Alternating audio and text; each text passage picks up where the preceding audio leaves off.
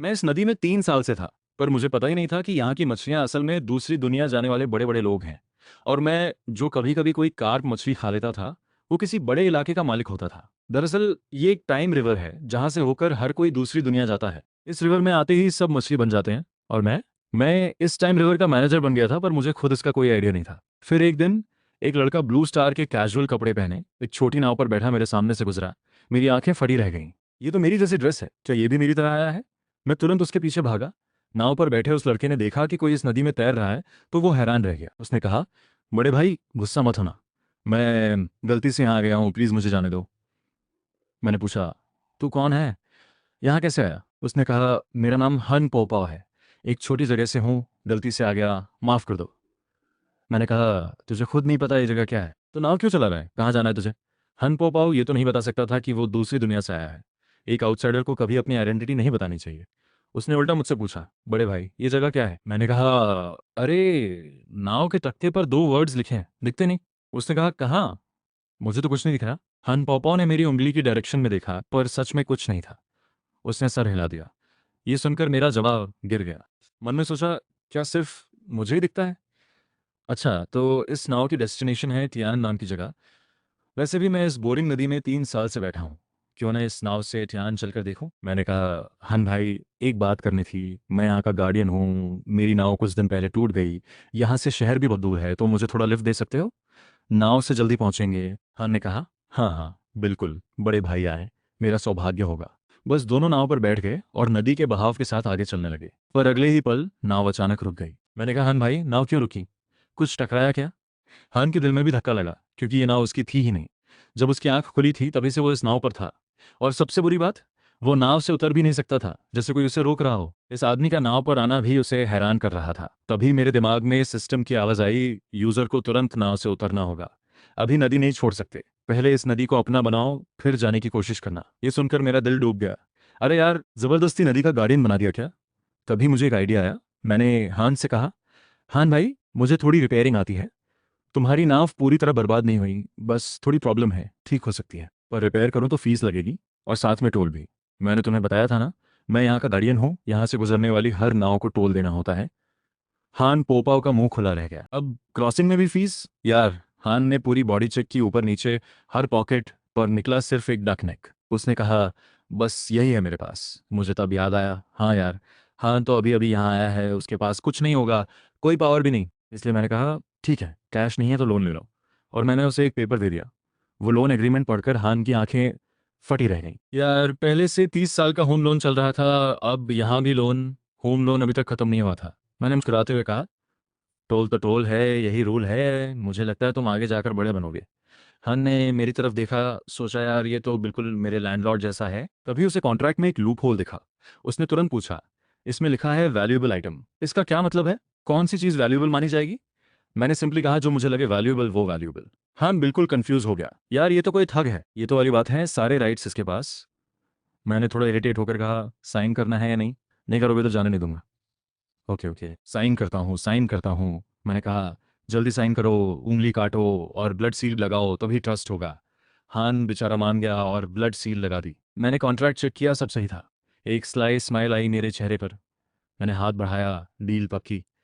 हान ने उदास होकर कहा, डील पक्की? मैंने उसे सीरियसली कहा, हान भाई वहां जाकर बैठना मत, मेहनत करना, कोई अच्छी चीज़ मिले तो यूज़ करना, पैसे बचाना, जो ज़रूरी हो वो खर्च करो, फालतू में मत उड़ाओ, ज़्यादा डेंजरस जगहों पर मत जाना, जान सबसे ज़रूरी है। और जब तुम कुछ बन जाओ तो मैं खुद आऊँगा मिलने। हान थोड़ा इरिटेट होकर बोला, शुक्रिया कंसर्न का। मन में सोचा, आएगा मतलब डेट कलेक्ट करने। हान ने सोचा, वहां पहुंचकर इस कॉन्ट्रैक्ट को मैं इग्नोर करूंगा, देखता हूं कैसे आता है।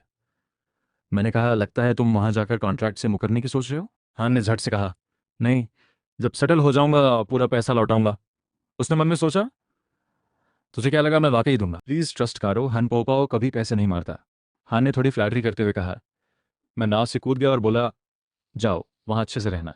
जैसे ही मैं उतरा, नाव फिर चल पड़ी। हान को जाते देख मेरे मन में जलन हुई।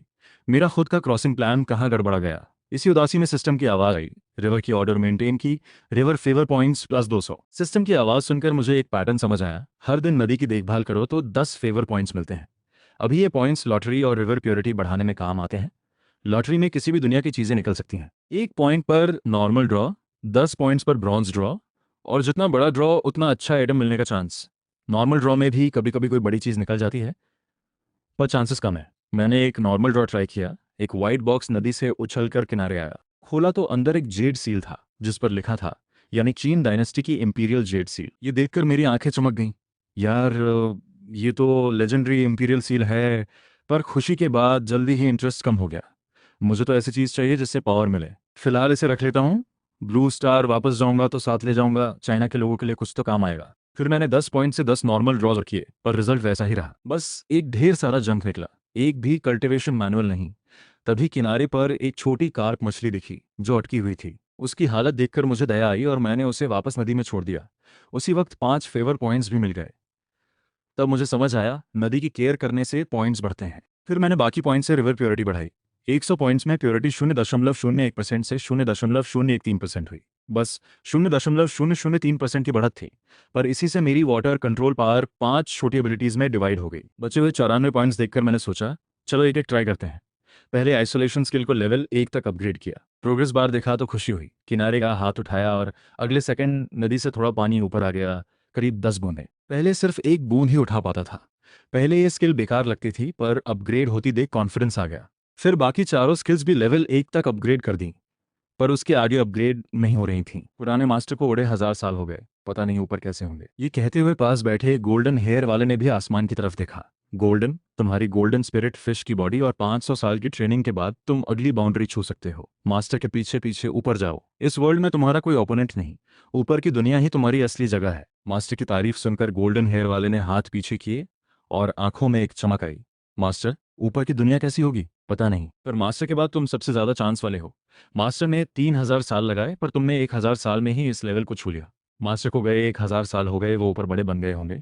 जब तुम जाओगे तो शायद उन्हें भी ढूंढ सको। गोल्डन हेयर वाले ने मुट्ठी कस ली और आसमान की तरफ देखते हुए बोला, मैं जरूर जाऊंगा मास्टर, पहले क्लोजिंग में जाता हूँ, जल्दी से लेवल तक पहुंचना है। कुछ 100 साल बाद जॉन्टियन सेक्ट के ऊपर काले बादल छा गए। एक गोल्डन लाइट वाला लड़का हवा में खड़ा था। सेक्ट के सभी लोग बाहर आकर उठने टेक रहे थे। सेक्ट नेता को विदाई। बूढ़े मास्टर ने अपने डिसाइपल को यहाँ तक आते देखा। उनकी आंखें भर आईं। उन्होंने हाथ हिलाया, जाओ, बड़ी दुनिया में जाओ। गोल्डन हेयर वाले ने सबको ऊपर से देखा और बोला, दोस्तों मैं चला। इतना कहकर वो बादलों में घुस गया। अगले सेकंड स्पेस क्रैक बंद हो गई और सब शांत हो गया। उसी वक्त किनारे पर एक छोटी गोल्डन फिश दिखी। मैं दौड़कर गया, उसे उठाया और नदी में आगे की तरफ फेंक दिया। उसी वक्त एक नाव धीरे धीरे आती दिखी। मैं किनारे पर गया और हाथ हिलाकर चिल्लाया, आओ पहले पैसे दो। पता नहीं दूरी ज्यादा थी या वो जानबूझकर इग्नोर कर रहा था, नाव वाला बिल्कुल नहीं हिला। ये देखकर मुझे गुस्सा आ गया। मैंने वाटर कंट्रोल पावर से नाव के नीचे 1 स्क्वायर मीटर पानी रोक दिया और नदी की सरफेस पर चलकर नाव की तरफ गया। पास जाकर देखा, एक खूबसूरत लड़की थी जो हैरानी से मुझे देख रही थी।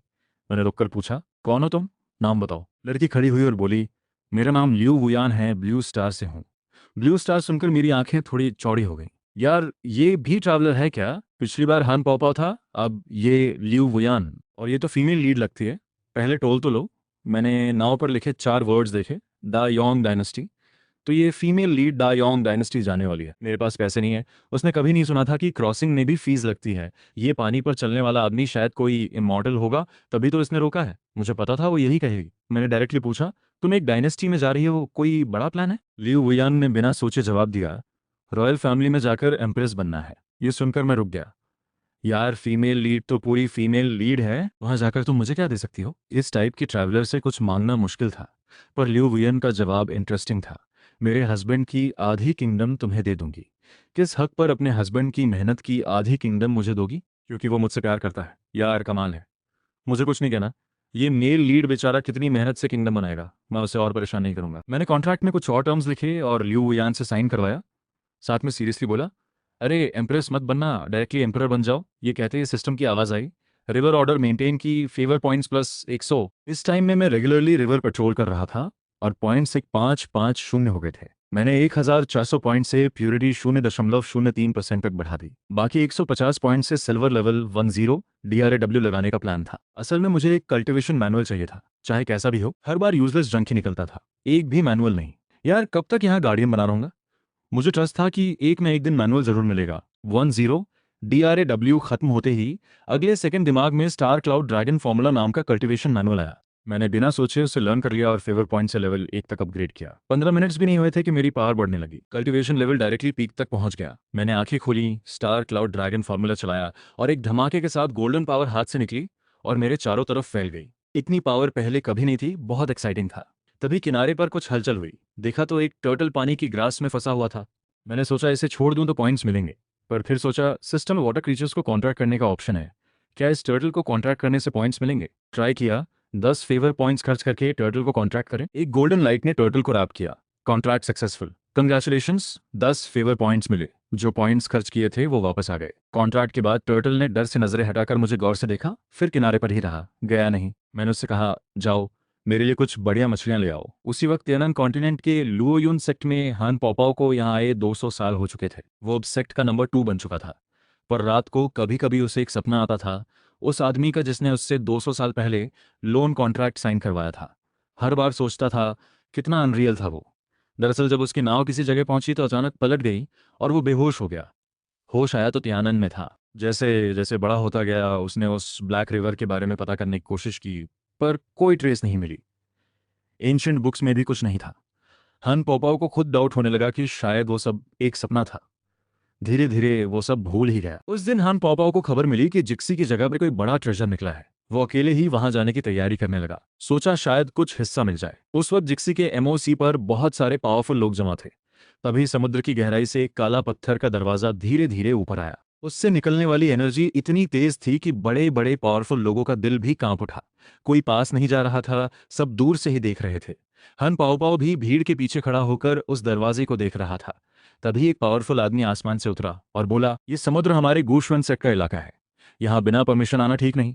उसने अपनी युआन यिंग लेट स्टेज की पावर रिलीज की, जिससे सब पर प्रेशर पड़ा। तभी एक ब्लू रोब वाला मिडिल एज्ड आदमी बोला, वो फुजोनजू, ये एमओसी कब से तुम्हारे सेक्ट का हो गया? और जब ट्रेजर निकलता है तो जो केपेबल हो वो लेता है। वो जोंकोई की बियर्ड तक हिलने लगी। ये एमओसी 300 साल से हमारा है, पश्चिम की कौन सी सेक्ट नहीं जानती। अब जब ट्रेजर निकला है तो सब मुकर रहे हैं और हमारी जगह पर चले आए। वो जानता था ये सब जानबूझकर कर रहे हैं, पर अभी झगड़ा करना उसके लिए अच्छा नहीं होता। हन पोपाओ ये सब देखकर मन में हंस रहा था। उसने सिचुएशन को स्कैन किया। 2 युआन यिंग लेट स्टेज, 5 मिड स्टेज, अपने जैसे 10 अर्ली स्टेज, और बाकी नीचे के लोग तो उसकी नज़र में थे ही नहीं। अगर ट्रेजर एक ही है तो खाली हाथ जाना पड़ सकता है। युआन यिंग लेट स्टेज और अर्ली स्टेज का गैप बहुत बड़ा है, इसलिए प्लान था कि जब केओस हो तो उस वक्त क्वाइटली निकल लो। वो काला दरवाजा इतना स्कैरी था कि कोई पहले जाने को तैयार नहीं था। सब एमओसी के ऊपर चुपचाप वेट कर रहे थे। माहौल बिल्कुल अजीब था। तभी अचानक दरवाजा हिलने लगा और अगले सेकंड उसके बीच से एक डार्क पर्पल लाइट निकली। सबकी नजरें उस लाइट पर टिक गईं और एक के बाद एक पावर रिलीज होने लगी। अगर कोई नहीं जाता तो मैं ले जाता हूँ। एक युआन यिंग मिड स्टेज का बुजुर्ग आगे बढ़ा। उसे देखकर बाकी भी हरकत में आ गए। बुढ़े, अभी तेरी बारी नहीं। ब्लू रोब वाले युआन यिंग लेट स्टेज ने अपना राइट हैंड एक जायंट इनविजिबल हैंड में बदल दिया और बुजुर्ग की तरफ झपटा। जैसे ही वो लाइट लेने वाला था, उस हैंड ने उसे ढक लिया और समुद्र में धकेल दिया। हजारों लहरें उठ गईं। पर यह देखकर बाकी लोग डरे नहीं, बल्कि और जोश में आ गए। ब्लू रोब वाले के डिस्ट्रैक्ट होते ही दर्जनों लोग चारों तरफ से उस लाइट की तरफ लपके। ब्लू रोब वाले ने पूरी पावर रिलीज की और सबको एक झटके में उड़ा दिया। युआन यिंग लेट स्टेज का गैप साफ दिखने लगा। जब वो जीतने ही वाला था, एक सोर्ड लाइट आसमान से आई और उसे पीछे हटना पड़ा। वो जोंकोई भी युआन यिंग लेट स्टेज था। वो वे गुआंग को अपनी आंखों के सामने ट्रेजर लेने देता कैसे? वे गुआंग ने बैलेंस बनाया, हाथ उठाया और एक सिल्वर स्पीयर निकाला। उससे निकली टेरिफाइंग लाइट। वो जोंकोई की तरफ बढ़ी। बाकी युआन यिंग प्रैक्टिशनर्स भी आपस में लड़ने लगे। पूरा एमओसी केओस में था। हैन पोपाओ हाथ बांधे सब देख रहा था। वो बड़ा युआन कल्टीवेटर था, पर लड़ रहा नहीं था। टाइमिंग अभी सही नहीं थी। एक ही ट्रेजर है तो कॉशियस रहना होगा। मिले तो ले लो, न मिले तो जान मत लगाओ। युआन यिंग लेवल की फाइट में पूरा एमओसी हिलने लगा। समुद्र के वाटर क्रीचर्स भाग खड़े हुए। थोड़ी देर में फाइट पूरी तरह उन दोनों युआन यिंग लेट स्टेज वालों के बीच हो गई। सैकड़ों राउंड्स के बाद दोनों का चेहरा पेल हो गया। मुंह से ब्लड आ रही थी। ये देखकर हान पाओपाओ की आंखें चमक उठीं। अब उसका टाइम था। वो पूरे फील्ड में अकेला था जो फ्रेश था, कौन उसे रोकता? और जैसे ही वो मूव करने वाला था, आसमान से एक डिवाइन थंडर आया। कब से पता नहीं, पूरे एरिया में काले बादल छा गए थे और उनमें लाइटनिंग कड़क रही थी। अब ये सेकंड एक ब्लैक ड्रैगन जैसी जायंट क्रीचर बादलों से निकली और हवा में रुक गई। उसे देखते ही पूरा फील्ड ठहर गया।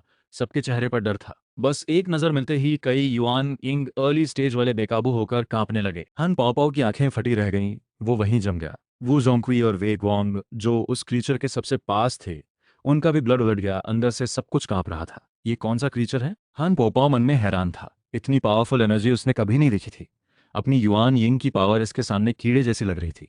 भागने की सोची पर बॉडी हिल नहीं रही थी। वो क्रीचर इन सब की परवाह किए बिना अपना मुंह खोला और उस स्टोन डोर की लाइट को एक बार में निकल गया। फिर ऊपर उड़ा और आसमान में गायब हो गया। अगले सेकंड सब शांत हो गया, जैसे वो क्रीचर कभी था ही नहीं। ट्रेजर जा चुका था।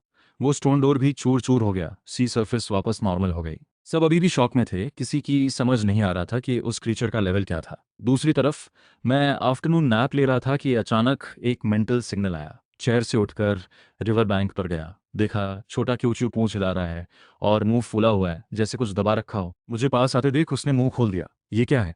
उसने एक काली आयरन बॉल उगली, बिल्कुल बचपन वाली मार्बल जैसी, पर आयरन की बनी। ये ट्रेजर है? तूने नदी से कोई रैंडम आयरन पीस उठाया क्या मुझे देने के लिए? मैंने वो आयरन बॉल किनारे फेंक दी। सन, ऐसा कर, कुछ खाने वाली वैल्यूएबल मछली ला दे।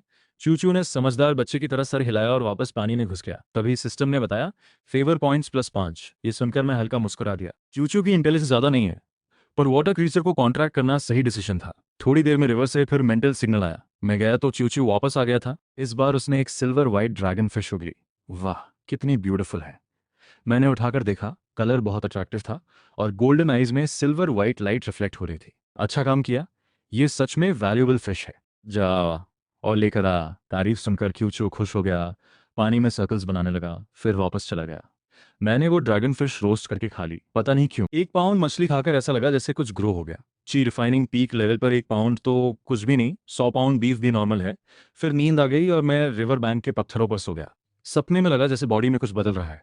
जब आंखें खुली तो फील हुआ कुछ अलग है। एक अजीब क्लैरिटी थी। सिस्टम अपडेट, कल्टीवेशन लेवल जू जी 8th layer, water control divine power, swimming mastery, cultivation manual, star cloud dragon formula, water beast contract, वो क्यू ड्रैगन। लगता है वो सिल्वर ड्रैगन फिश पहली बार खाई कार्प से भी ज्यादा वैल्यूएबल थी। सच में बड़ी वैल्यूएबल फिश निकली। पर फिर एक चीज अटकी, वो क्यू ड्रैगन। ये क्या है?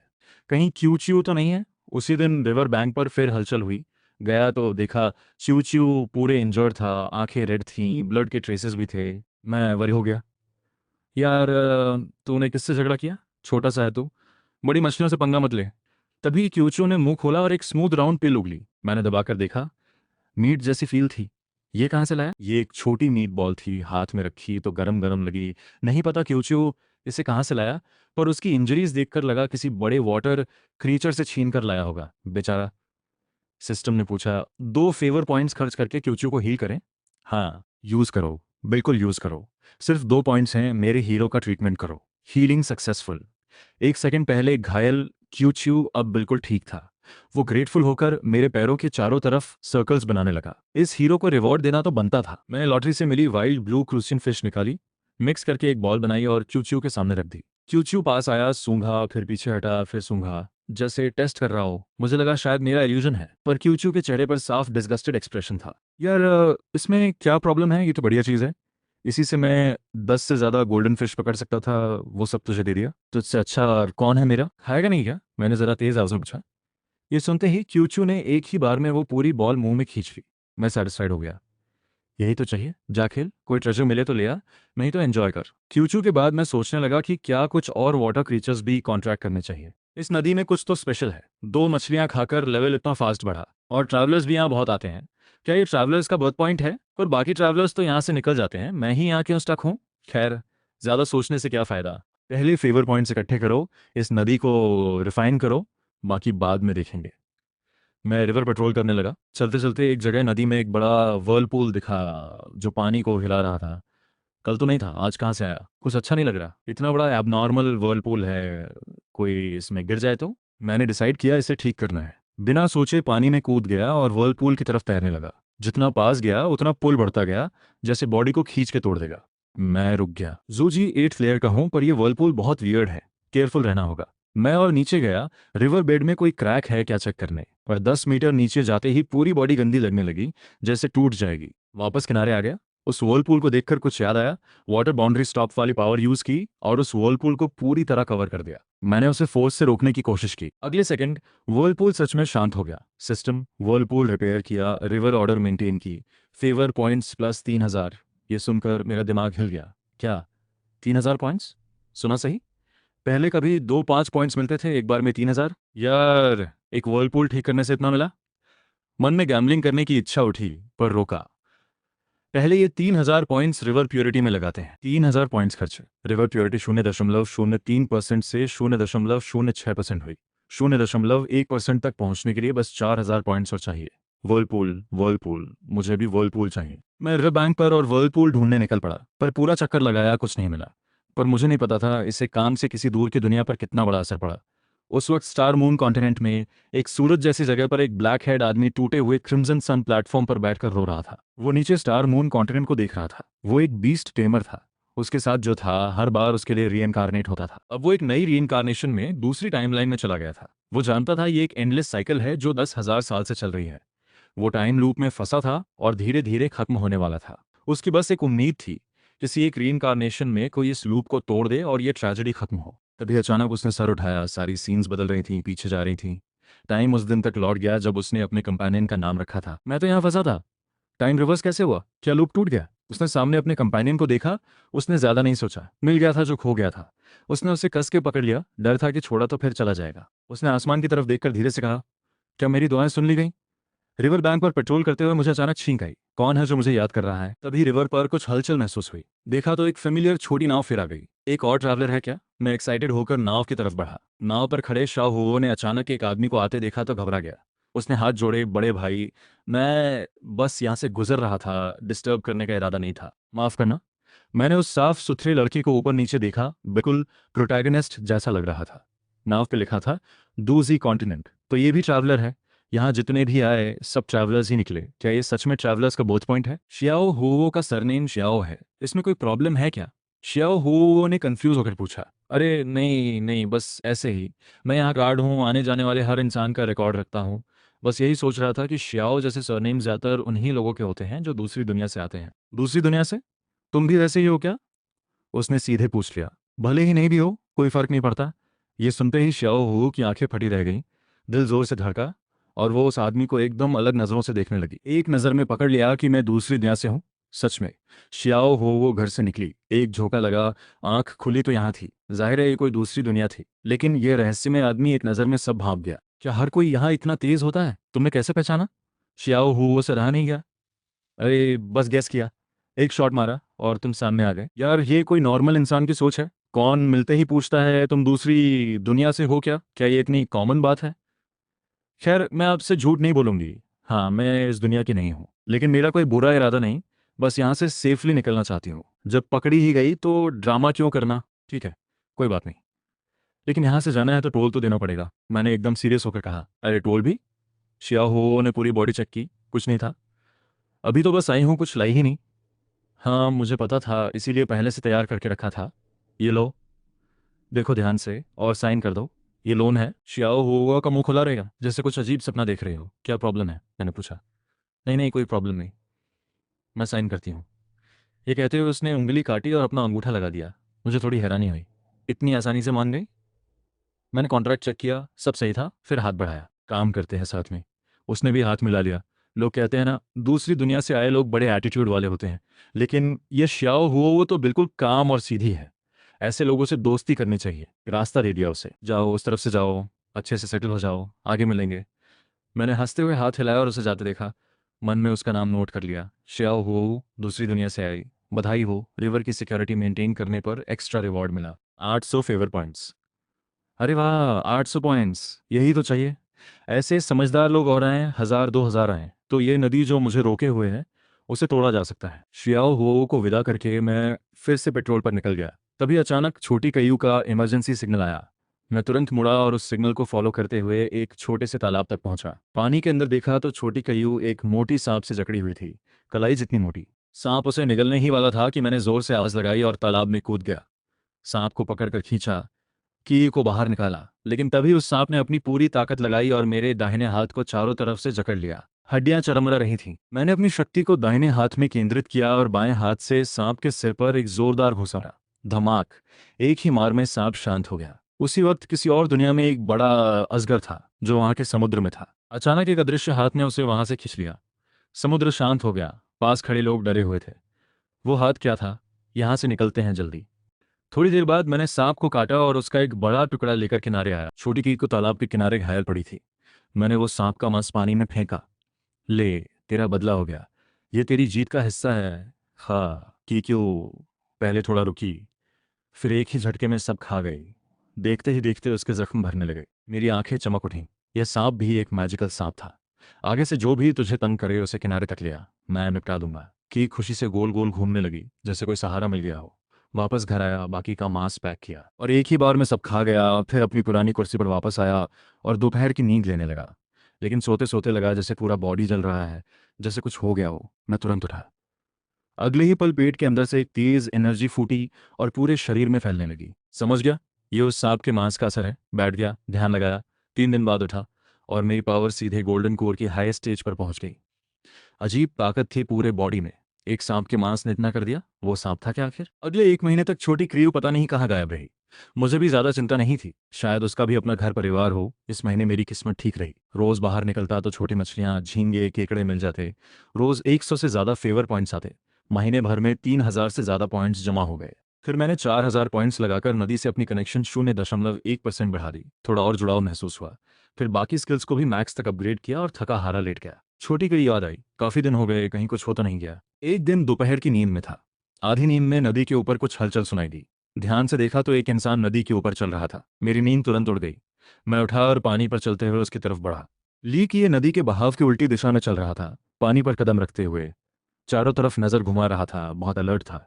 तभी उसे सामने से पानी की आवाज सुनाई दी। उसने ऊपर देखा तो एक आदमी पानी पर चलता हुआ उसके सामने आ गया, बिल्कुल आराम से, जैसे जमीन पर चल रहा हो।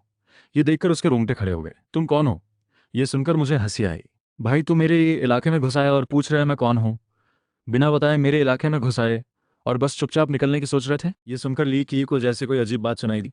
उसके चेहरे पर हैरानी आ गई। तुम्हारा इलाका? ये नदी तुम्हारी है? हाँ, कोई प्रॉब्लम है? मैंने थोड़ा आईब्रो उठाया। उस आदमी की एनर्जी बहुत अजीब थी। ये कोई नया आया इंसान नहीं लग रहा था, ये तो यहाँ का पुराना कल्टीवेटर लगा है। इसकी पावर मुझे दिख नहीं रही, यानी बहुत ऊंची है। कोई प्रॉब्लम नहीं। ली किए भी चुपचाप मुझे ऑब्जर्व कर रहा था। उसे याद नहीं था कि इतनी कम पावर का कोई इंसान कितने सालों से नहीं देखा। गोल्डन कोर लेवल, वो तो लगभग भूल ही गया था ये स्टेज होती भी है। लेकिन वो इस आदमी को साधारण नहीं मान सकता था, जो टाइम की इस नदी पर चल रहा है। मैंने देखा उसका एक्सप्रेशन थोड़ा अर्जेंट था। पूछा, कहाँ जाना है? अपनी भेड़ ढूंढने। ली कई ने सीधे बोल दिया। भेड़? यहाँ नदी पर भेड़ ढूंढने आए हो? मुझे लगा ये बंदा किसी मेंटल हॉस्पिटल से भागा है। दूसरों की भेड़ यहाँ नहीं होती, लेकिन मेरी भेड़ की बात अलग है। तुम्हें जो भी ढूंढना ढूंढो, लेकिन यहाँ से जाना है तो टोल देना होगा। मैं इस नदी का गार्ड हूँ, मेरे रहते यहाँ कोई मनमानी नहीं करेगा। लीकी के दिल में एक झटका लगा, क्योंकि वो इस आदमी को किसी भी एंगल से पढ़ नहीं पा रहा था। इसका सिर्फ एक मतलब था, ये उससे कहीं ऊंचे लेवल पर है। तभी लीकी ने एटीट्यूड छोड़ा और मुस्कुराया। क्या तुमने मेरा नाम सुना है? लीकी, थोड़ा फेस तो दे दो। लीकी ये हाईएस्ट लेवल तक पहुंच चुका था। ये टाइम की नदी वो पहले भी पार कर चुका था। बाद में उसने अपनी भीड़ को ढूंढने के लिए कई दुनियाओं के चक्कर लगाए। उसका नाम हर जगह जाना पहचाना था। पहले कभी यहाँ कोई गार्ड नहीं था। अचानक ये कहाँ से आ गया? मुझे तो ये बंदा ड्रामा कर रहा लग रहा था। लीके, नहीं सुना? भाई यहाँ फ्लैटरी काम नहीं करती, बस थोड़ा सा टोल दे दो, ज़्यादा नहीं मांग रहा। कुछ स्नैक्स, कोई एक अच्छी चीज़, या बस एक बार खाना खिला दो, इतना तो होना ही चाहिए। इतनी सीधी और थोड़ी तेज़ बात सुनकर ली का ये थोड़ा हिल गया। कितने सालों बाद किसी ने उससे इस टोन में बात की थी। पुराना वो होता तो एक थप्पड़ लगा देता, लेकिन अब वो डर रहा था, क्योंकि ये आदमी पूरा मिस्ट्री था। कुछ भी क्लियर नहीं हो रहा था। टोल कितना देना होगा? काफी सोचने के बाद ली की ने डिसाइड किया रिस्क नहीं लेना। अगर हार गया तो नुकसान बहुत बड़ा होगा। टाइम की नदी में मरे तो बॉडी किस दुनिया में किस टाइम में जाए पता नहीं, इसलिए झुकना ही सही है। टाइम की नदी पर लूटपाट पूरी दुनिया में कौन कर सकता है? ये ली कए जैसा बड़ा कल्टीवेटर भी यहाँ से सावधानी से गुजरता था। ज्यादा देर नहीं रुकता था, नहीं तो कर्मा का असर होता है। मैंने कहा, मैं कोई बुरा इंसान नहीं हूँ, सब कुछ नहीं मांग रहा, लेकिन कुछ तो देना होगा। ली कई ये सोचने लगा, बड़ा नुकसान तो होगा ही। अब भेड़ की लोकेशन मिल गई थी, अगर फिर मिस हुई तो अगली बार पता नहीं कब मिलती, इसलिए वक्त बर्बाद नहीं करना था। सोचकर उसने आस्तीन से एक चीज निकाली और मेरी तरफ बढ़ाई। ये लो, प्लीज इसे छोटा मत समझना, ये मेरी बहुत कीमती चीज है। मैंने देखा एक लोहे का टुकड़ा था। मेरा चेहरा एकदम उतर गया। ये क्या है? मैंने कहा, ढंग की चीज देना, और तुम लाए लोहे का कबाड़? मैं भिखारी लगता हूं तुम्हें? ली की ये को एकदम शौक लगा। ये काफी नहीं, ये तो दूसरी दुनिया की कोर फ्रैगमेंट है, सबसे इंपॉर्टेंट वाली। इसके लिए वो कई बार जान की बाजी लगा चुका था, कई बड़े लोगों से भागना पड़ा था। फिर भी ये एनफ नहीं। कितना हाई स्टैंडर्ड है इसका। ली कई ने सोचा, आज तो बड़ा नुकसान होकर ही रहेगा। रुको, पूरी बात सुनो। फिर उसने अपना दाहिना हाथ अपनी छाती में घुसाया और एक सुनहरा दिल निकालकर मेरी तरफ बढ़ा दिया। मैं एकदम चौंक गया। भाई, मैंने बस थोड़ी अच्छी चीज मांगी थी, तुमने दिल ही निकाल लिया, और निकालने के बाद भी कुछ नहीं हुआ? ये कोई डार्क मैजिक तो नहीं? 2 दिल हैं इसके? मुझे अभी भी कल्टीवेशन की ज्यादा जानकारी नहीं थी, ये सब नया था मेरे लिए। लीकी ने कहा, यह दिल उसने 1000 साल में तैयार किया था। इसमें ड्रैगन का हार्ट, कई तरह की पावर्स मिली हुई थी। उसके लेवल पर दिल के बिना कोई बड़ी प्रॉब्लम नहीं, बस नया बनाने में फिर 1000 साल लगेंगे। मैंने हिचकिचाते हुए कहा, यह तुम्हारा दिल है, सच में कुछ नहीं होगा? नहीं होगा, ये कोई साधारण चीज नहीं है। भले ही शायद तुम्हारे काम की ना हो, लेकिन मैंने काफी टाइम लगाया है इसमें। तुमने खुद बनाया है? मुझे जैसे कुछ समझ आया। ठीक है, मान लिया, जाओ। मैंने ली केई को रास्ता दे दिया। शुक्रिया। ली केई के चेहरे पर चैन आया। अगर वो और ना मानता तो फोर्स करना पड़ता। अरे हाँ, तुम्हारी भेड़ कहाँ खोई है? चाहो तो मैं हेल्प कर दूं? टोल मिला तो दिल भी खुश हो गया। मैंने पूछा, शुक्रिया, लेकिन मुझे ट्रेस मिल गई है, मैं खुद ढूंढ लूंगा। ली केई ने ज्यादा डिटेल देना अवॉइड किया। उस भेड़ का सीक्रेट उसकी डेस्टिनी से जुड़ा था। अच्छा ठीक है, बेस्ट ऑफ लक, जल्दी मिले तुम्हारी भेड़। मैंने ज्यादा नहीं पूछा। हालांकि नदी पर भेड़ ढूंढना अजीब लग रहा था, शायद वाटर शीप हो। इस दुनिया में पानी पर रहने वाली भेड़ हो तो कोई बड़ी बात नहीं। ली किए धीरे धीरे ऊपर की तरफ चलने लगा। मैंने देखा वो काफी स्लो चल रहा है, सोचा थोड़ी मदद करते हैं। मैंने उसके पैरों के नीचे का पानी तेजी से आगे बहाना शुरू किया। ली किए को अचानक लगा पानी खुद उससे आगे ले जा रहा है। पीछे मुड़कर देखा, वो इंसान उसकी हेल्प कर रहा था। उसके मन में जो भी शक था वो पल भर में गायब हो गया। टाइम की नदी का फ्लो कंट्रोल करना, ये तो एकदम टॉप लेवल है। कुछ ही देर में वो नदी के मोड़ पर जाकर गायब हो गया। बाद में ली के को ख्याल आया, यार मुझे उनसे और बात करनी चाहिए थी। उनका नाम तक नहीं पूछा, उल्टे खुद अपना नाम बताकर फेस देने की कोशिश की। अब सोचकर शर्म आ रही है। जो टाइम की नदी पर आराम से चलते हैं और उसका फ्लो कंट्रोल करते हैं, उन्हें किसी के नाम से क्या फर्क पड़ेगा? नदी की सिक्योरिटी मेंटेन हुई, 1000 फेवर पॉइंट्स मिले। मेरे मुंह पर हंसी आ गई। ऐसे और लोग आए ली के ये जैसे, पॉइंट्स भी मिलते हैं, टोल भी। गार्ड हूँ, टोल लेना तो बनता ही है। वापस आया, पहले उस लोहे के टुकड़े को उठाया, इधर उधर से घुमाया, कुछ समझ नहीं आया। कबाड़ी लगता है, घर के अंदर फेंक दिया। फिर नजर उस सुनहरे दिल पर गई, हाथ में उठाया, काफी वेट था, 1000 किलो तो होगा। अरे यार, ये पूछना तो भूल ही गया कि इसे यूज क्या करते हैं। देखने में तो बस एक गोल्डन हार्ट है, सोचा क्यों ना सीधे खा ही लूं। ये सोचते हुए मैंने मुंह खोला। मैंने एक झटके में उस दिल को निगल लिया, लेकिन वो पेट तक नहीं गया, सीने में ही फंस कर रुक गया। मैं वहीं बैठकर ध्यान लगाने लगा, सीने में फंसे उस दिल को अपने भीतर समाने की कोशिश करने लगा। लेकिन जो हुआ उसने मुझे चौंका दिया। जैसे ही मेरे शरीर की शक्ति उस दिल से टकराई, वो दिल बिजली की तरह सीधे मेरे सीने के अंदर दाहिनी तरफ जा बैठा, और अगले ही पल उससे ढेरों बारीक नसें निकलकर मेरे शरीर से जुड़ने लगी। ये सब होने में पूरा एक दिन और एक रात लग गई, और इस दौरान मेरा पूरा शरीर खून जैसी गर्म लहरों में डूबा रहा। जैसे ही दिल की नसें जुड़ी, मेरी शक्ति एक झटके में आसमान छूने लगी। सूजी पहला स्तर, दूसरा स्तर, तीसरा स्तर, और सीधा सूजी के सबसे ऊंचे मुकाम तक पहुंचकर रुकी। मेरा शरीर भी 100 गुना मजबूत हो गया, और मेरी पूरी रौनक ही बदल गई, जैसे नया जन्म मिल गया हो। और सबसे हैरानी की बात यह थी कि मैं उस सुनहरे दिल का बस एक बहुत छोटा हिस्सा ही अपने भीतर समा पाया था, शायद 0.1% भी नहीं। और सिर्फ इतने से ही मेरी शक्ति इतनी बढ़ गई थी। अगर पूरा दिल समा जाए तो पता नहीं कितना बड़ा मुकाम मिलेगा। लीची ये को भेजने के बाद नदी का आशीर्वाद अंक भी बढ़कर 150 हो गया था। सिस्टम में इतने अंक देखकर मन बेचैन हो गया। सब्र नहीं हुआ तो मैंने तय किया, एक बड़ा दांव खेलते हैं, 1000 अंक लगाकर सुनहरी लॉटरी निकालते हैं। और अगले ही पल एक आवाज ने मुझे खुशी से उछाल दिया, मालिक को मिल गई है सर्वोच्च विद्या। आवाज खत्म होते ही मेरे दिमाग में सैकड़ों सुनहरी रोशनी बिखेरते पुराने अक्षर उभर आए, जिनमें छिपी थी एक बेमिसाल किस्मत। ये विद्या तो छिंग्यून ड्रैगन विद्या से भी कहीं ऊंची थी। सिर्फ 1000 अंक में मिल गई एक सुनहरी लीजेंडरी विद्या। विद्या मिलते ही मैंने सीधे अभ्यास शुरू कर दिया। अब प्रैक्टिस करने की जरूरत ही कहाँ थी? अंक लगाकर सीधे लेवल बढ़ा सकता था, तो फिर मेहनत क्यों करूं? अगले पल मुझे महसूस हुआ कि मेरे खून और मांस की ताकत बदल रही है। जैसे ही मैंने विद्या चलाई, मेरे पीछे एक देवता की परछाई उभराई। उस पल मुझे ऐसी ताकत महसूस हुई जो पहले कभी नहीं हुई थी। विद्या रोकते ही वो परछाई गायब हो गई। और ये तो बस पहला स्तर था। इतनी ताकत, दूसरे स्तर तक पहुंचने के लिए पूरे 500 अंक चाहिए थे। यहीं से पता चलता है कि ये देव रक्षक विद्या छिंगियन ड्रैगन विद्या से कई दर्जे ऊंची है, क्योंकि उसे दूसरे स्तर तक जाने में सिर्फ 100 अंक लगते थे। मेरे पास अभी 650 अंक बचे थे।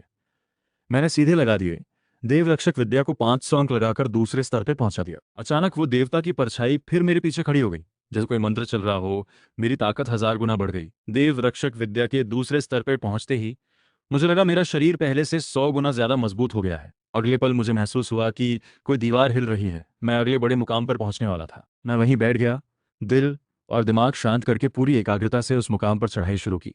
3 दिन बाद मुझे लगा मेरा पूरा शरीर बिल्कुल साफ, हल्का हो गया है। कुछ ऐसा महसूस हो रहा था जो बताया नहीं जा सकता। ये देव रक्षक विद्या वाकई उन 1000 अंकों के लायक थी, बिल्कुल निराश नहीं किया। विद्या का लेवल बढ़ने के बाद मैंने फिर अपनी वही बेफिक्र सुस्त जिंदगी शुरू कर दी। एक दिन गश्त लगाते वक्त अचानक नदी के ऊपरी हिस्से से एक तेज हवा का झोंका आया।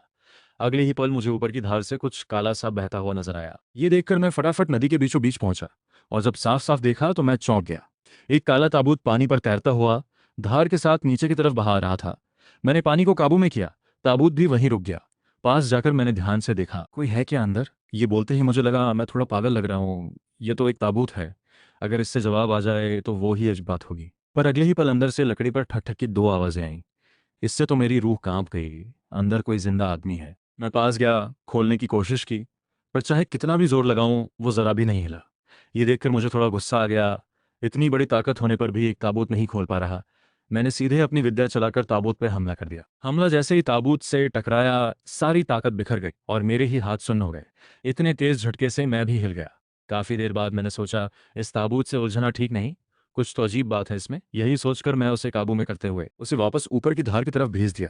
जब तक वो नजरों से गायब नहीं हुआ, मैं संतुष्ट होकर सिर हिलाकर वहां से चला गया। उसी वक्त बहुत दूर अनजान काले सूरज लोक में कुछ न समझ में आने वाली ताकतवर परछाइयां आपस में बात कर रही थीं। समय हो गया होगा ना? एक भारी बेसरी आवाज खालीपन में गूंजी। काफी देर बाद दूसरी आवाज ने जवाब दिया, लगभग हो गया होगा। हो भी गया तो भी अब तक कोई बदलाव क्यों नहीं आया? एक और गहरी आवाज गूंज उठी, थोड़ा अजीब है। अगर वो वहां पहुंचकर कामयाब हो गया होता तो ये काला सूरज लोग अब भी ऐसा सुना वीरान नहीं होता। हम भी इस पुराने जगह में फंसे नहीं रहते। तुम्हारा क्या ख्याल है? खालीपन में एक बेढंगी काली परछाई एक इंसान की शक्ल में बदलकर ऊपर की तरफ देखने लगी। काफी देर बाद एक रौबदार आवाज आई, शायद नाकाम हो गया। ये सुनकर बाकी सब साफ चौंक गए।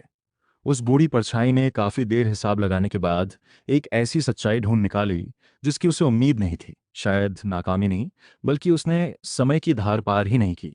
उसे किसी ने जबरदस्ती वापस भेज दिया। ये बात सुनते ही बाकी तीन एक साथ सीधे खड़े हो गए। अगले ही पल खालीपन से एक काला ताबूत निकल आया। सब हैरानी से उस ताबूत को देखने लगे। सच में वापस भेज दिया गया? उनमें से एक काली परछाई चौंक कर बोली, ऐसा कैसे हो सकता है? समय की धार भी पार नहीं हो पाई? बूढ़ी परछाई काफी देर देखते रहने के बाद आखिर एक नतीजे पर पहुंची। जरूर किसी ने रुकावट डाली है, बस मैं हिसाब नहीं लगा पा रहा कि वो इंसान अभी मौजूद है या भूतकाल में या भविष्य में। हर बार हिसाब लगाने पर उसे बस एक धुंधली सी परछाई नजर आती थी।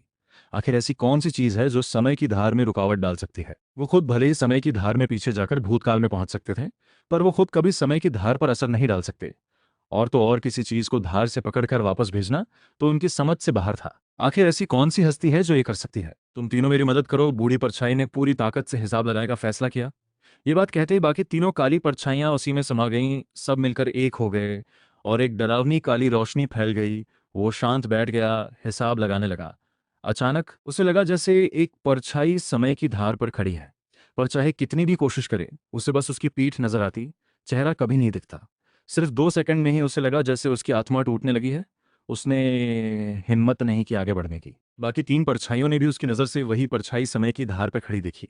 सबने हैरानी से सोचा, आखिर वो कैसी डरावनी हस्ती है? एक बार और कोशिश करो, मुझे यकीन नहीं आता कोई समय की धार पर असर डाल सके। तीनों फिर से एक राय होकर बूढ़ी परछाई में समा गए। अगले पल उस बूढ़ी परछाई ने धीरे से अपना दाहिना हाथ उठाया। भारी काली रोशनी ने उस काले ताबूत को घेर लिया।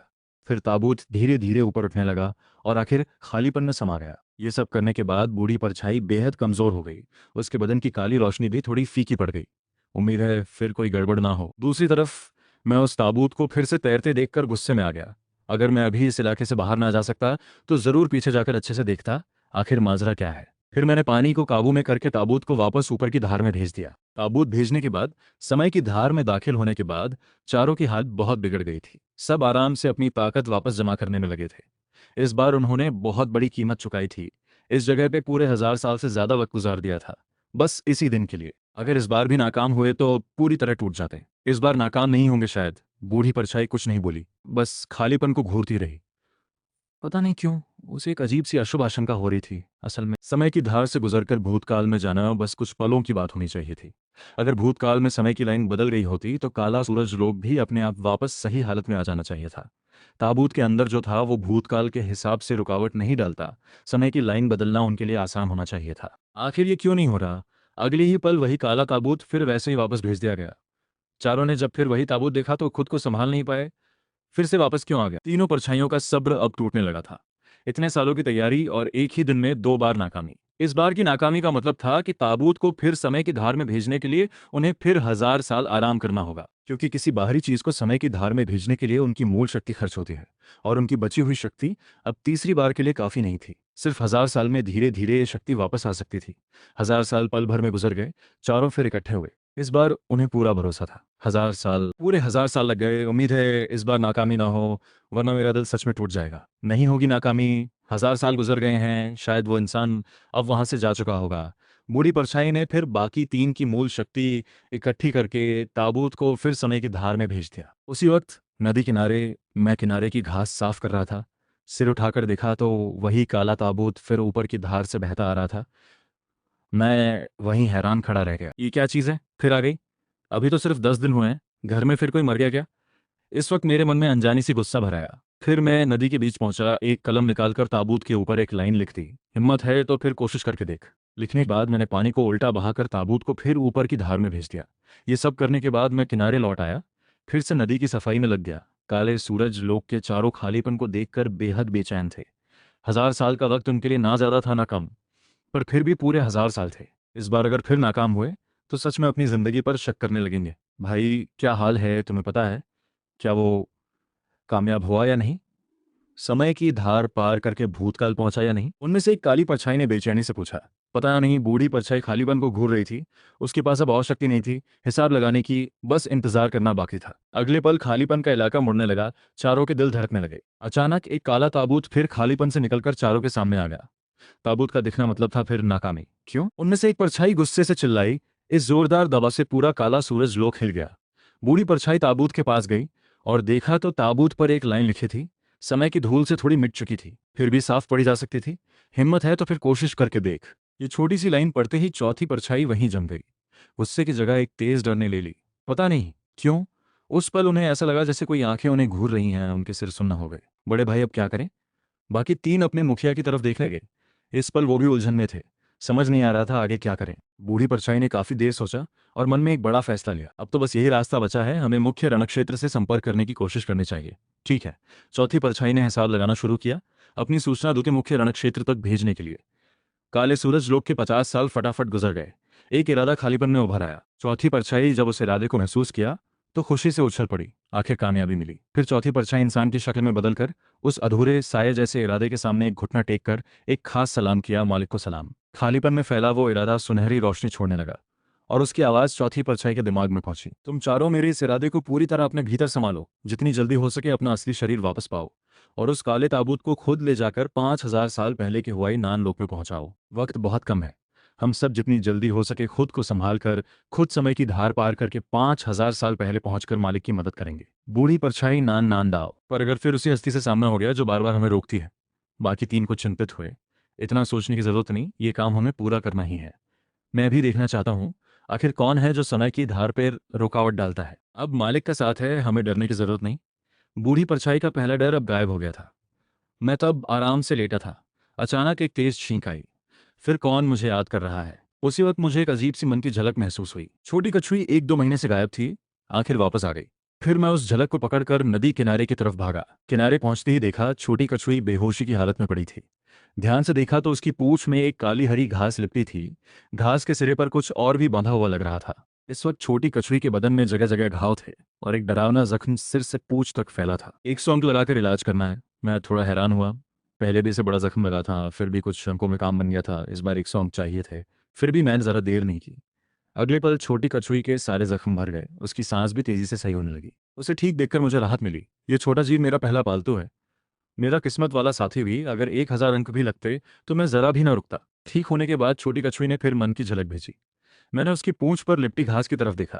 क्या यह है तुम्हारा खजाना? मैंने वो घास उतारी और पास से देखा तो चौंक गया। ये तो एक हड्डी है। यही है तुम्हारा खजाना? तो मेरे लिए एक मरा हुआ ढांचा ले आए। जब मैं इसे बेकार समझकर नदी में फेंकने वाला था तभी देखा वो ढांचा हल्की सुनहरी रोशनी छोड़ रहा है। शायद ये सच में कोई खजाना है। मैंने उस ढांचे को किनारे खींचा, फिर नीचे बैठकर ध्यान से देखने लगा। पर जैसे ही उंगली से छुआ, हाथ झट से पीछे खींच लिया। कितनी तेज गर्मी है। मेरा शरीर तो पहले से इतना मजबूत हो गया था, फिर भी उंगली पर छाला पड़ गया। ये कैसे हो सकता है? इतनी देर पानी में पड़ी इस हड्डी में अब भी इतनी गर्मी क्यों है? क्या यह ढांचा किसी ताकतवर साधक का है? मैं सोच ही रहा था कि अचानक गिरकर उस ढांचे के ऊपर जा पड़ा। उसी पल वो ढांचा किसी गोंद की तरह मेरी त्वचा से चिपक गया और सबसे डरावनी बात, वो हड्डी मेरे शरीर में समाने लगी। मैं डर के मारे आधा मर गया। ये हड्डी जैसे जीवित हो गई हो। क्या ये मुझ पर कब्जा करने वाली है? मैंने तुरंत विद्या चलाकर इसे रोकने की कोशिश की, पर कुछ काम ना आया। बस 3 सांसों में सारी हड्डियां पूरी तरह मेरे शरीर में समा गई। इस पल मेरे शरीर की हर हड्डी सुनहरी हो गई और मेरी ताकत भी फिर एक बार उछाल मारने लगी। दक्षिण के बीच के दौर से सीधे आखिरी दौर तक एक साथ 2 मुकाम पार कर लिए। पर सबसे ज्यादा फर्क मेरी ताकत में नहीं, बल्कि मेरे शरीर की मजबूती में आया। मेरे खून और ताकत का बल एक झटके में 100 गुना से भी ज्यादा बढ़ गया। और जैसे जैसे शरीर मजबूत होता गया, लीची ये से मिला वो दिल भी मेरे शरीर से थोड़ा और ज्यादा जुड़ने लगा। इस पल मुझे अपना शरीर बेहद हल्का महसूस हुआ, एक अजीब सा न समझ में आने वाला सुकून था। आखिर में मेरी ताकत द छन के आखिरी मुकाम पर रुक गई। अब बस एक कदम बाकी था देवता बनने के मुकाम तक पहुंचने के लिए। मजा आ गया, मन बहुत खुश था। मैं नदी किनारे आया, छोटी कछुई को बुलाया, सोचा एक बड़ा इनाम दूं। 100 अंक लगाकर खिलाना है, बोलो ना। मेरे छोटे जीव को अच्छे से लाड़ दूं। जैसे ही अंक उस जीव पर लगे, वो ना सिर्फ बिल्कुल सही हालत में आ गया, बल्कि अचानक 1 मीटर लंबा हो गया। ये देखकर मैं थोड़ा हैरान हुआ। लगता है मेरे अंक सिर्फ जख्मी नहीं भरते, बल्कि इन जीवों को बड़ा भी कर देते हैं। बढ़िया बढ़िया, अब तो 1 मीटर का हो गया, अब तो ये एक बड़ी मछली बन गया है। अब तुम इतने बड़े हो गए हो, अब बड़ी मछलियां और केकड़े तुम्हें इतनी आसानी से तंग नहीं कर पाएंगे। छोटा जीव बहुत खुश होकर इधर उधर तैरने लगा, पूंछ से पानी पर थप थप मारता रहा। एक दिन मैंने नदी किनारे की बेलों से एक आसान सा जाल बनाया मछली पकड़ने के लिए, क्योंकि छोटी कछुई जो भी खजाने लाई थी, उससे मुझे पता चल गया था कि इस नदी में कई अच्छी चीजें छिपी हैं। मैंने कुछ जगहों पर जाल लगाए और गुनगुनाते हुए नदी देखने निकल पड़ा। दूसरे दिन सुबह जल्दी उठकर मैं उस इलाके में पहुंचा देखने कि आज कुछ बड़ा हाथ लगा या नहीं। पहले जाल में बस रेत और छोटी झींगियां थीं। दूसरा जाल उठाया तो उसमें कुछ भी नहीं था, बस आखिरी जाल बचा था। मैंने थोड़ा घबरा कर उठाया, पर फिर वही सब कुछ। क्या फिर ये खाली हाथ रहना पड़ेगा? पर तभी मैंने देखा कीचड़ में एक गड्ढा है, उसके अंदर कुछ है। मैंने उठाकर किनारे लाया, कीचड़ हटाई तो एक गोल चपटी चीज निकली, ऑक्टोपस जैसी एक नरम जीव, गोल होकर सिमटी हुई। ध्यान से देखा तो पता चला ये एक बैगनी लाल रंग का कॉन्गो है। ये एक ऐसी मछली है जो ठंडे समुद्र की रेत में रहती है, रेत में दबी रहती है, दिन में छिपी रहती है, रात में निकलकर खाना ढूंढती है। पता नहीं क्यों मुझे ये जीव बहुत पसंद आया, तो मैंने इसके साथ बंधन बना लिया। सोचते ही इस जीव से मेरा एक मन का जोड़ बन गया। पल भर पहले जो डरा हुआ था, अच्छा खजाना मिले तो मेरे लिए ले आना, कॉन्गो कुछ पल रुका, जैसे कुछ समझने की कोशिश कर रहा हो, फिर धीरे धीरे नदी की तह में डूब गया। आज भले कोई बड़ी कामयाबी नहीं मिली, पर एक नया जीव साथी मिल गया, ये भी कोई कम बात नहीं। मैंने फिर से जाल पानी में दबा दिया। इस नदी में बहुत खजाने हैं, मुझे इनका फायदा तो उठाना ही है। एक दिन मैं किनारे की टूटी जगह ठीक कर रहा था, तभी मुझे मन की झलक महसूस हुई। फटाफट नीचे की धार की तरफ गया। किनारे पहुंचा तो देखा कॉन्गो पानी की सतह पर बस ऐसे ही तैर रहा है। आ गए तुम। कॉन्गो पलटा तो उसके मुंह में एक हरा सा पौधे का पौधा दबा हुआ था। यह है मेरे लिए मिलने का तोहफा। मैंने वो हरा पौधा हाथ में लिया, ऊपर नीचे देखा, क्या कोई पौधा नदी में भी उगता है? मैंने नाक के पास लेकर सूंघा, एक अजीब खास सी खुशबू आई। ये खुशबू नाक में भरते ही दिल बेचैन हो गया। बढ़िया खजाना है, मैंने यही सोचकर वो पौधा अपने सामने रखा। पहले के तजुर्बे से मैंने सीधे उसे निगल लिया, फिर जमीन पर बैठकर ध्यान लगाने लगा। पर अगले ही पल मेरा चेहरा लाल होकर फूल गया। चाहे जितनी भी विद्या चलाऊं, ये हजम ही नहीं हो रहा था। और पौधा जैसे अंदर ही बढ़ने लगा हो, इससे मुझे उल्टी जैसा महसूस हुआ। मैंने सीधे उसे थूक दिया, पर अगले ही पल जैसे ही वो जमीन पर गिरा, उसमें जड़ें निकलने लगीं और पल भर में वो एक बड़ा बेल का पेड़ बन गया। ये पेड़ जैसे कोई जीवित समझदार चीज हो, उसकी एक टहनी मेरे सामने झुकाई। फिर वो टहनी खुद टूटकर मेरे हाथ में आ गई। मैंने वो टहनी कस के पकड़ी।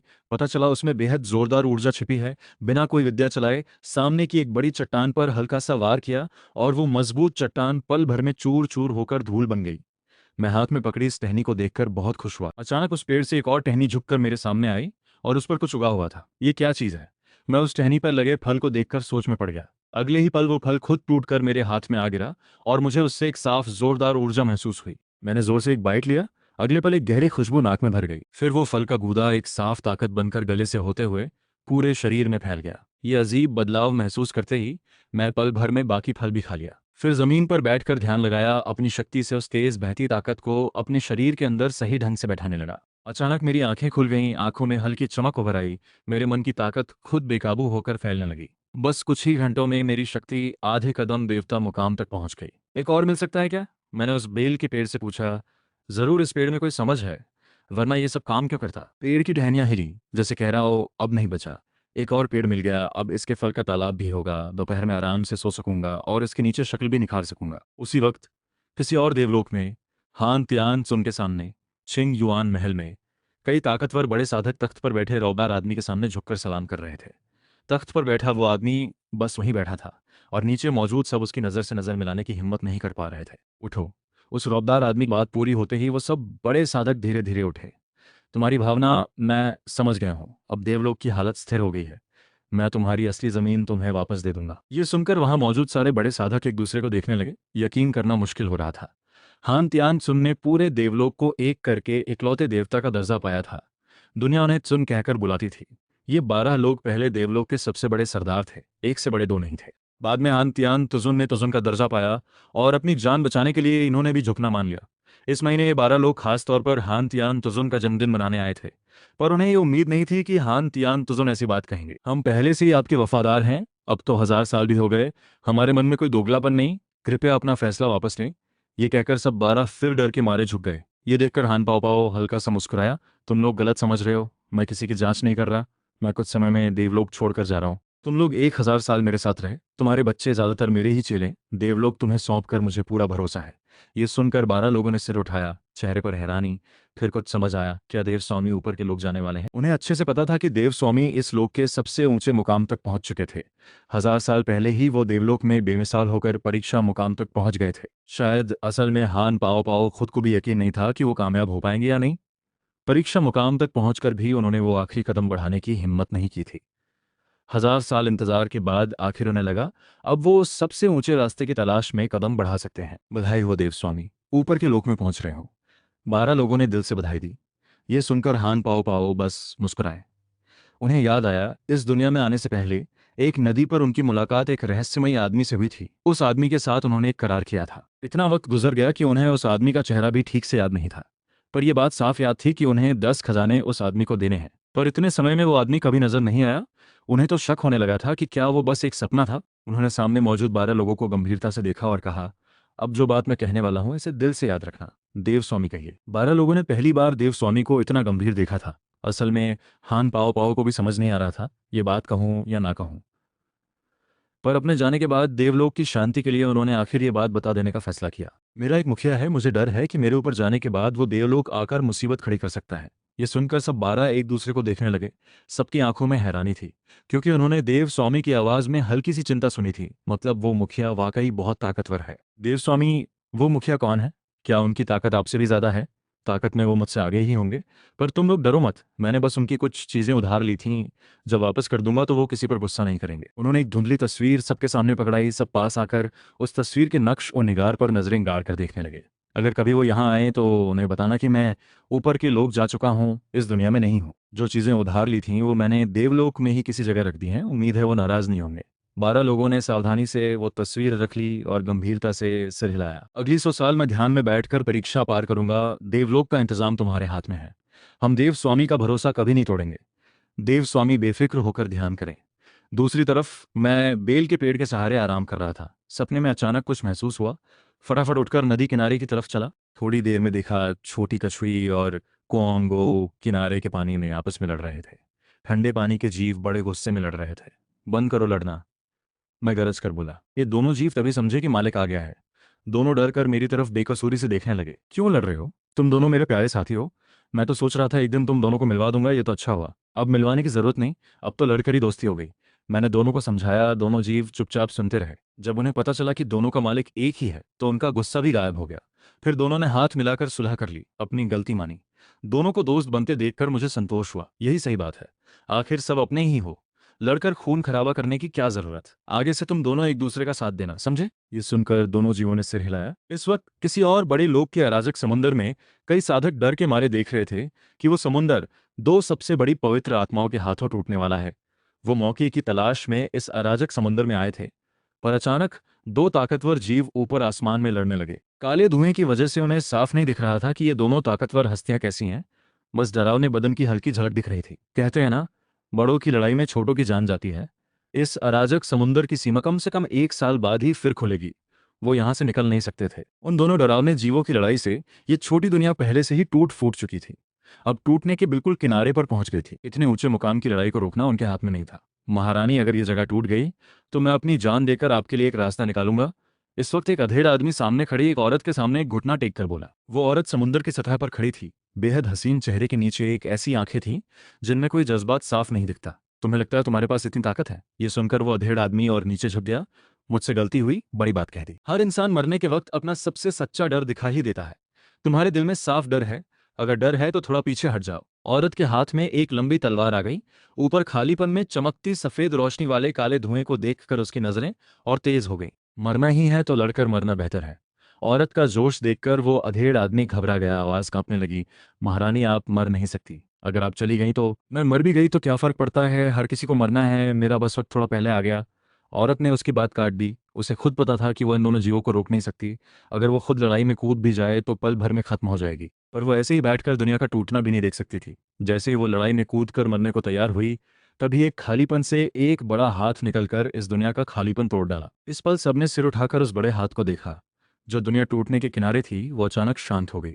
उस बड़े हाथ ने खालीपन तोड़कर काले धुएं में लड़ रहे दोनों जीवों पर हल्का सा हाथ मारा। बस इतना हल्का सा हाथ, और वो दोनों डरावने जीव लड़ाई बंद करके रुक गए। सब डर के मारे उस बड़े हाथ को देखते रहे, सांस लेना भी भूल गए।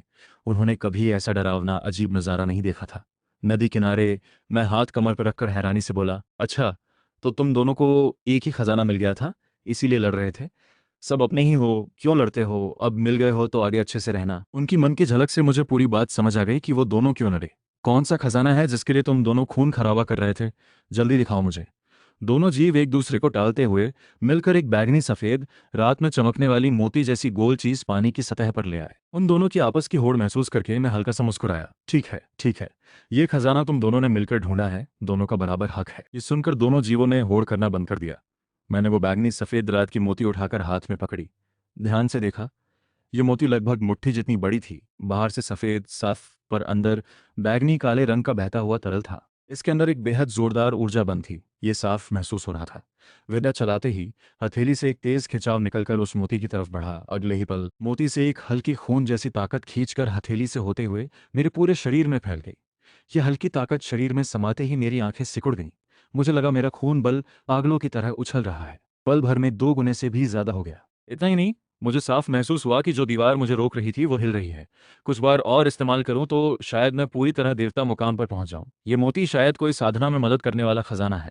मैंने मोती को रख लिया और सोचा अब अपने 2 प्यारे साथियों को अच्छा इनाम दूं। ये सुनकर कोंग ओ और छोटी कछुई के चेहरे पर उम्मीद की चमक आ गई। दोनों को जख्मों से भरा देखकर मैंने पहले 10 अंक लगाकर उनके जख्म ठीक किए। अगले ही पल उनके सारे जख्म भर गए, सांस भी पहले जैसी सही हो गई। कॉन्ग ओ की आंखें चौड़ी हो गईं। उसे यकीन नहीं हुआ कि मालिक ने इतनी आसानी से, इतनी तेजी से उसके इतने बड़े जख्म ठीक कर दिए। कोंगो को इतना हैरान देखकर छोटी कछुई ने हल्की सी हंसी उड़ाई। मैंने कहा था ना, मालिक के पास बड़ी ताकत है। अब समझ आया? दोनों के जख्म ठीक करने के बाद मैंने सोचा कुछ अंक लगाकर इन्हें और बड़ा कर दूं। छोटी कछुई पहले 50 सेंटीमीटर से 1 मीटर तक बढ़ चुकी थी, जबकि कोंग ओ सिर्फ 40 सेंटीमीटर का था। छोटी कछुई के सामने वो बहुत छोटा लगता था। तभी सिस्टम की आवाज आई, 100 अंक लगाकर जी, या उस शो को खिलाना है। मैं थोड़ा चौंका। जी आओ। शो मतलब कोंगो। इस दुनिया में छोटी कछुई को वो न्यू लॉन्ग कहते हैं और कोंग ओ को जी याओ शो कहते हैं। नाम तो डरावने हैं, पर देखने में दोनों मीठे भोले हैं। खिलाने के बाद कोंग ओ का बदन और बड़ा होकर 80 सेंटीमीटर तक पहुंच गया और पूंछ पर बारीक चमकदार छिलके भी उभर आए। अपने में आया बदलाव महसूस करके कोंग ओ बहुत खुश होकर पलटा, पेट पानी की सतह की तरफ करके बबल छोड़ने लगा। यही इनके झुंड का इज्जत और शुक्रिया जताने का खास तरीका है। तभी सिस्टम फिर बोला, 100 अंक लगाकर वो न्यू लॉन्ग को खिलाना है। मैंने सीधे हाँ बोल दिया। अगले ही पल छोटी कछुई का बदन 10 सेंटीमीटर और बढ़ गया। उसके छिलके हल्के सुनहरे रंग के हो गए। बाकी कुछ खास बदलाव नहीं हुआ। अपने में बदलाव महसूस करके छोटी कछुई मेरे पैरों के गिर्द चक्कर काटने लगी, और तो और मेरे पैर पर एक चुम्मी भी दे दी। ये देखकर मुझे हल्की सी घिन भी आई। सच में कितना चिपकू जीव है। ठीक है, जाओ खेलो, कोई खजाना मिले तो लेकर आना। तुम दोनों भाई बहन एक दूसरे की मदद करना। अगर मुझे पता चला तुम चुपके से लड़ रहे हो तो मैं तुम्हें माफ नहीं करूंगा। और हाँ, इस नदी में बहुत बड़े बड़े जीव हैं। तुम लोग अभी छोटे हो, जरा सावधान रहना, क्योंकि बस कुछ दिन पहले मैंने नदी के बीच में एक 3 मीटर लंबी बड़ी मछली को पानी से बाहर कूदते देखा था। मैं फटाफट उसके पीछे गया, पर वो फौरन गायब हो गई। ये बात मुझे काफी देर तक खटकती रही। वो मछली देखने में जरूर कोई खास कीमती मछली लग रही थी।